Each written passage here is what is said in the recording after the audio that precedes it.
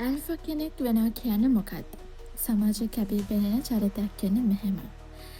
අද අපි කතා කරන්නේ ගොඩක් දෙනෙක් කතා වෙන ඒ වගේම ගොඩක් දෙනෙක් වෙන්න ආස කරන දෙයක් ගැන. ඒ තමයි ඇල්ෆා චරිතයක් වෙන එක.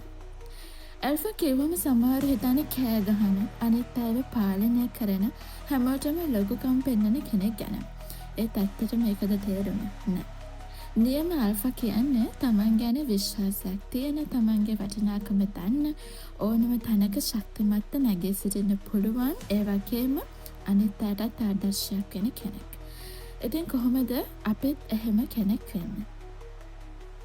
ආත්ම විශ්වාසය තමයි ඔක්කොම. මේක තමයි පදනම. ඇල්ෆා චරිතයක් තමන් කරන කියන දේවල් ගැන විශ්වාසයෙන් ඉන්නේ. ඒකට හේතුව තමයි එයාලා තමන්ව හොඳට අඳින්න එක. ඔබේ බොඩි ලැන්ග්වේජ් එක වෙනස් කරන්න. කොන්ද කෙලින් තියාගෙන ඇවිදින්න. කෙනෙක් එක්ක කතා කරද්දී ඇස් දිහා කෙලින් බලන්න. මේ පොඩි වෙනසකින් ලොකු වෙනසක් දැනේවි. තමන්ගේ වටිනාකම දැනගන්න. ඔයාට ගරු කරන්න පටන් ගත්තාම අනිත් අයත් ඔයාට ගරු කරන්න පටන් ගන්නවා. ඔයාගේ හැකියාවන් දක්ෂතා අඳුන ගන්න. අඩුපාඩු හදා ගන්න. ඒ කවදාවත් තමන්ව අවතක්සේරු කරන්න එපා. Confidence is key. දෙවැනි එක වගකීම් ගන්න බය වෙන්න එපා. ජීවිතේ වෙන වැරදීම් වලට අනුන්ට දොස් කියන එක ලේසි. එයා හින්දා මෙහෙමුනේ, අරයා හින්දා මෙහෙමුනේ, මට කරන්න දෙයක් තිබ්බ නෑ වගේ දේවල් කියන එක නවත්තන්න. ඇල්ෆා කෙනෙක් තමන්ගේ තීරණවල ක්‍රියාවන් වල වගකීම 100%ක්ම බාර ගන්නවා. වැරදුනොත් ඔව් මට වැරදුනා, මම ඒක හදා ගන්නම් කියලා පිළිගන්න කොන්දා කැලට තේනවා. ඒකෙන් පේන්නේ දුර්වලකමක් නෙවෙයි ශක්තිය. ඒක නිසා වගකීම් ගන්න බය වෙන්න එපා. හැඟීම් පාලනය කරගන්න. Master your emotions. පුංචි දෙයටත් කේන්ති ගන්න, කලබල වෙන කෙනෙක් දිහා බලන්න.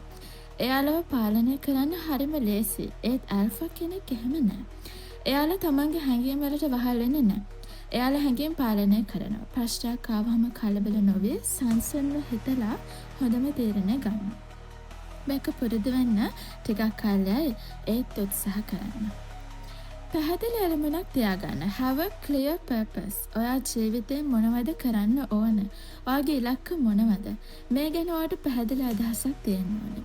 Taman යන පාර ගැන දන්න කෙනාට අතරමං වෙන්න බෑ.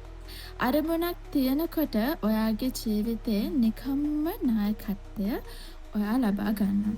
ඔයා වැඩ කරන්නේ තේරුමක් ඇතිව. ඒක දකින අනිත් අයත් ඔයාට ආකර්ෂණය වෙනවා. ඊළඟ කාරණාව හොඳ සවන් දෙන්නෙක් වෙන්න. ඇල්ෆා කෙනෙක් කියන්නේ හැම වෙලේම කතා කරන කෙනෙක් නෙවෙයි. එයාලා දන්නවා කවදද කතා කරන්න ඕනේ, කවදද නිහඬ වෙන්න ඕනේ, කවදද අහන් ඉන්න ඕනේ කියලා. කෙනෙක් කතා කරද්දී ඒකට හොඳින් සවන් දෙන්න. එයාලව තේරුම් ගන්න උත්සාහ කරන්න. එතකොට ඔයා දෙන පිළිතුරු උනත් ගොඩක් වටින එකක් වේවි. ඊළඟ එක හැමදාම අලුත් දෙයක් ඉගෙන ගන්න. Never stop learning.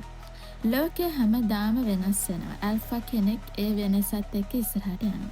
පොත් කියවන්න, අලුත් දේවල් ඉගෙන ගන්න, තමන්ගේ දැනුම වැඩි කරගන්න, ඔයා දන්න දේ වැඩි වෙන්න ඔයාගේ විශ්වාසයත් ඒකම වැඩි වෙනවා. හත්වෙනි කාරණාව අනිත් අයට උදව් කරන්න. Lift others up. නියම නායකයෙක් කියන්නේ තනියම උඩට යන කෙනෙක් නෙවෙයි. තමන් එක්ක ඉන්න අයවත් උඩට ගන්න කෙනෙක්. ඔයාගේ දැනුම බෙදා ගන්න. පුළුවන් විදිහට අනිත් අයට උදව් කරන්න. අනිත් අයව පාගගෙන නෙවෙයි, අත දීලා උඩට ගන්න. එතකොට ඔයාට නිකම්ම ගෞරවයක් ලැබෙන්න පටන් ගන්නවා. අන්තිමට කියන්න තියෙන්නේ ඇල්ෆා කියන්නේ ටයිටල් එකක් නෙවෙයි. ඒක මයින්ඩ්සෙට් එකක්. මේ දේවල් එක රැගින් කරන්න බෑ. ඒත් ටිකෙන් ටික එකින් එක ඔයාගේ ජීවිතයට එකතු කරගන්න. ඔයාගේ හොඳම වර්ෂන් එක වෙන්න උත්සාහ කරන්න. එතකොට ඔයාටත් පුළුවන් ඕනම තැනක කැපී පෙනෙන ශක්තිමත් හැමෝම ගරු කරන චරිතයක් වෙන්න.